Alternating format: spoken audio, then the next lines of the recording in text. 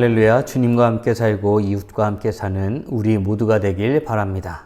오늘 말씀은 예루살렘으로 떠나기 전 에베소의 장로들을 불러 지난날을 회고하며 당부하는 말을 전하는 만남에 대해 다루고 있습니다. 바울은 사명을 마치러 가는 여행길에 누구 하나 부정할 수 없는 모습, 당당한 모습으로 살았던 삶을 예수를 믿는 지체들과 함께 지난날을 돌아보는 만남을 갖고 있습니다.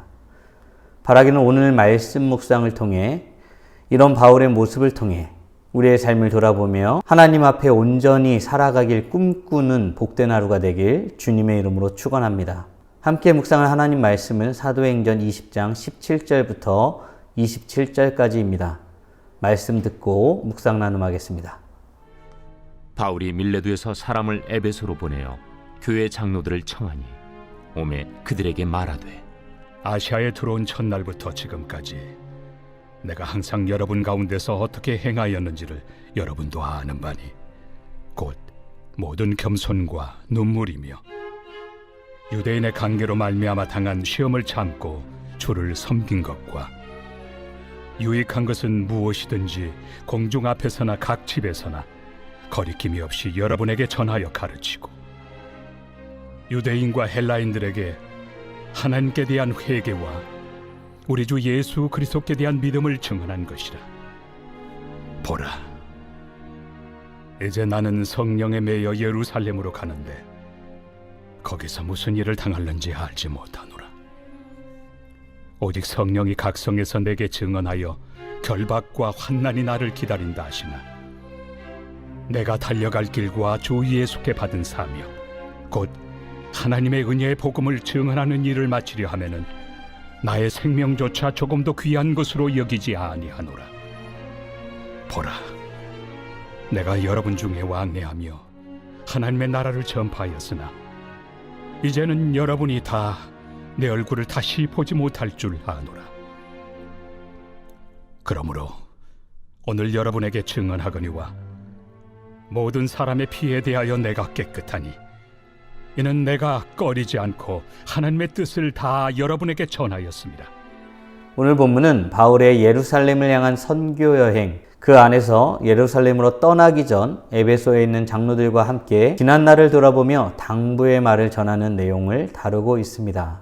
바울은 사명을 감당하는 일에 지체함도 견눈질 하는 일도 없었습니다. 삶이 곧 자신이 어떤 존재인지를 증명하는 것이었습니다. 18절 말씀입니다. 오매 그들에게 말하되 아시아에 들어온 첫날부터 지금까지 내가 항상 여러분 가운데서 어떻게 행하였는지를 여러분도 아는 바니. 아멘.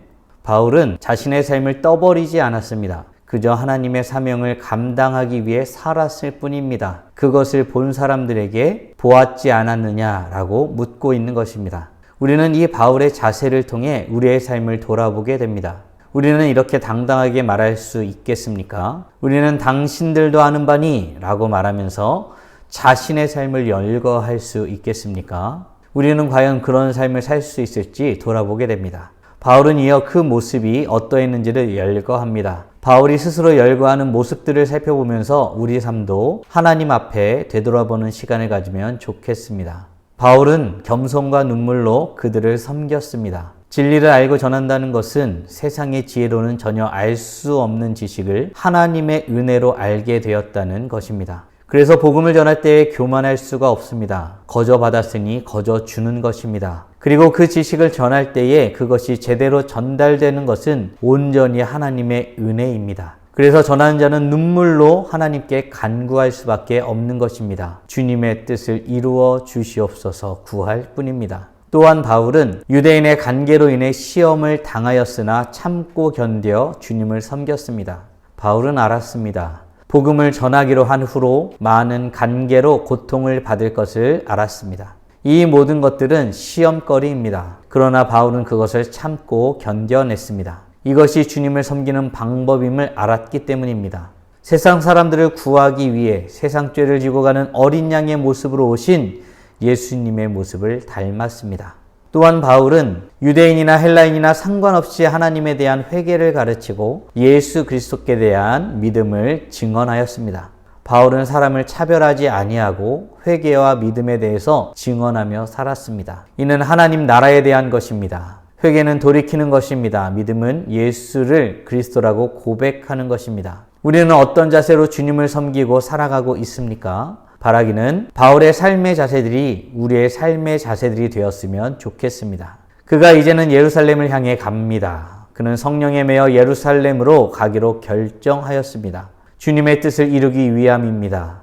문제는 그곳에서 무슨 일을 당할지 전혀 모른다는 사실입니다. 다만 성령님의 음성으로 앞으로 당할 일들을 대략 알 뿐이었습니다. 각 성을 다니며 겪었던 일들이 예루살렘에서 어떤 일을 겪게 될지 대략 알게 한 것입니다. 그는 결박과 환란이 기다리고 있음을 알았습니다. 그러나 성령의 음성대로 예루살렘을 향해 나아갈 뿐입니다. 그러면 바울은 이러한 인도하심 가운데 어떤 자세로 이 부분을 맞이하고 있는 것일까요? 24절입니다. 내가 달려갈 길과 주 예수께 받은 사명 곧 하나님의 은혜의 복음을 증거하는 일을 마치려 하면은 나의 생명조차 조금도 귀한 것으로 여기지 아니하노라. 아멘. 지금 바울은 자신이 달려갈 길 그리고 주께 받은 사명을 마치려 그 길을 가고 있습니다. 그런데 이 일을 감당하는 데 있어서 그의 생명조차도 조금도 귀한 것으로 여기지 않는다고 말하고 있습니다. 바울은 자신의 목숨보다 더 귀한 가치를 알게 되었기 때문입니다. 죽음으로도 비교할 수 없는 가치를 알게 된 것입니다. 그래서 그것을 전하는 인생을 살아낸 것입니다. 누가 봐도 인정할 수밖에 없는 당당한 모습의 삶을 살아낸 것입니다.